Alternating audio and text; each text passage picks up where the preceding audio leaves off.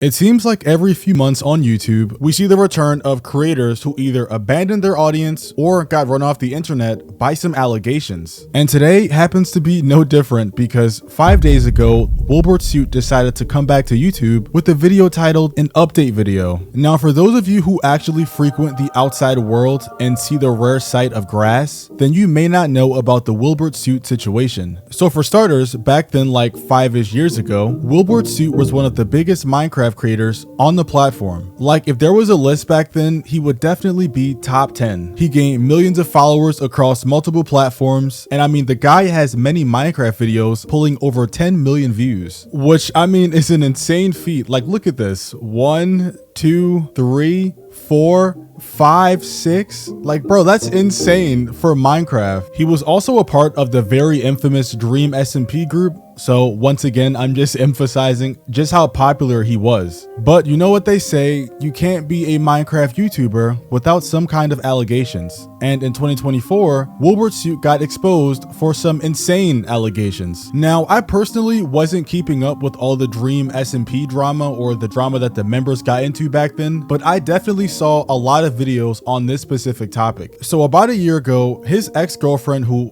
also happened to be a Minecraft YouTuber, came out with a strange story talking about how she had been abused in a past relationship. And although she never specifically name dropped who she was in the relationship with that had abused her, it didn't take the fans being geniuses to figure out who she was talking about. During the stream, she talked about being bitten constantly, like to the point where she was covered in bruises and had to use a safe word just to make him stop biting her. And she had even added that sometimes the safe word wouldn't always work and he'd bite down harder. And I'm not gonna lie, when I first heard this story like a year ago, I thought it was like jokes and she was trolling because I physically couldn't wrap my head around a grown man wanting to bite his girlfriend, especially to the point where bruises are showing up all over her body. Like, I don't know, I just feel like that's kind of strange. Like, if you agree. Also, according to her, every time she tried to talk to him about it, he'd brush it off and say she was being dramatic or claim that her pain tolerance was just low. And once again, when you hear the stuff that she was saying, you would think that she's trolling or like playing a joke because some of the actions doesn't seem becoming of like a real human being,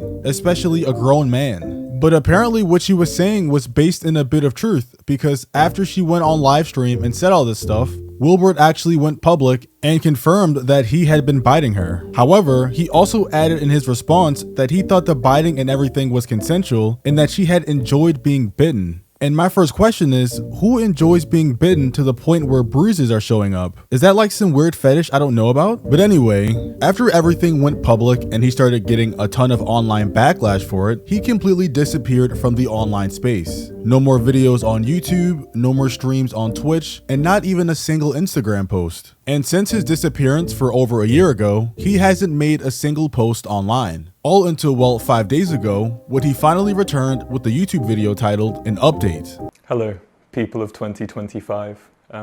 I hope you've all been well. This video is going to be a bit of a different one for me. I'm sorry, and I swear I'm not going to nitpick what he's talking about, but what does he mean by this is going to be a different one for him? Like, bro, you haven't uploaded in a year. This is the only one for you. All right, back to it. I've never been very good at update videos, but this channel's been inactive for so long, I thought one was probably well overdue.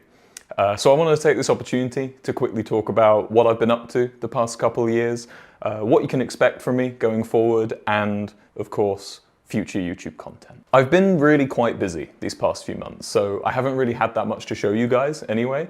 But as most of you probably already know, that isn't the only reason I've been so quiet. If you don't mind, I'd like to take a quick minute to touch on that before I move into what the future holds. There's been a lot of different clashing labels and opinions about me on the internet over the past year, the loudest of which on both sides of the fence have been quite unhealthy, stemming from accusations made about me from just over a year ago.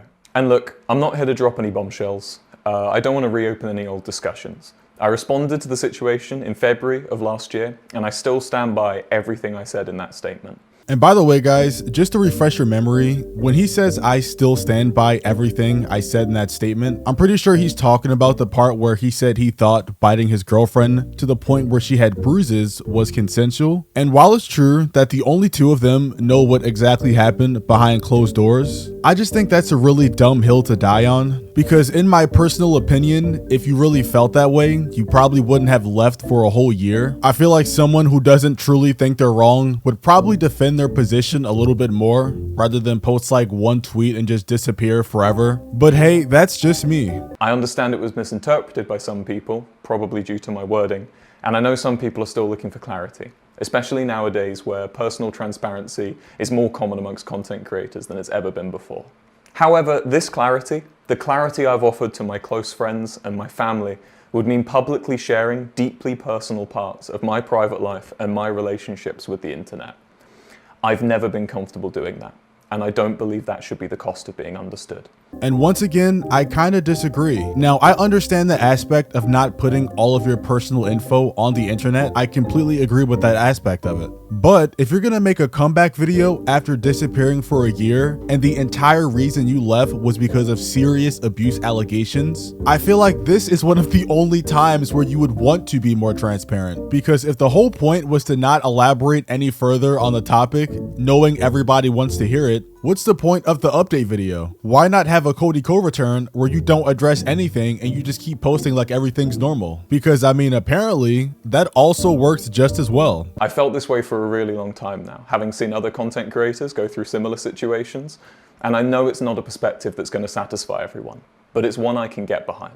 And I hope that makes sense to you. And that's pretty much all he said about the allegations. For the rest of his update video, he just talked about his band going on tour and how he plans to come back to YouTube. Only this time, he's uploading on his second channel instead of the main one. And based off that information alone, I'm pretty sure you guys can already guess what the comment section looks like. The elephant is still in the room, by the way. He looks like he's decomposing.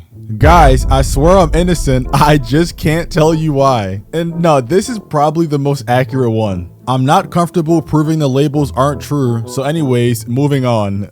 Yes, give us nothing. And the worst part is, they all have a point. Once again, why would he make a video and not explain anything? What did he think the comments were gonna say? But the most surprising part about all of this is that even though most of the comments are not in his favor, the video still has more likes than dislikes. However, if you look at his view stats, he lost like 80,000 subs since he posted this video, which is insane. So the likes aren't very indicative as to how people actually feel about the video. And what's even more surprising is that if you go to his account that he's going to be posting on now, nobody on this account actually cares about the allegations or anything. And I think I understand why. So after doing a bit of analysis, I realized that Wilbur and Cody Co used the same exact method to get uncanceled. Once they got called out for allegations, they completely stopped posting for a long period of time. They eventually randomly come back and then they start uploading on their second account. And that's because if they continue to post on the main account, a lot of people will hate on them, but the people subscribed on their second account are usually their most devoted fans, so they won't care.